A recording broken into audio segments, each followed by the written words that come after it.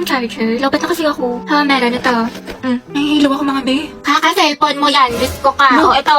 Mamahe, lagyan mo dito tas ingutin mo. Thank you, te. Painom tubig mga day.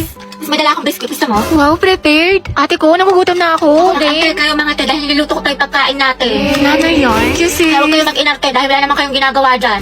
Bakla, malapit naman tayo. Oo nga, Hetty. Di pa naman ako marunong mag-commute. Mga 10 minutes pa siguro. Basta ako bahala sa atin, hindi tayo maliligaw. Perfect.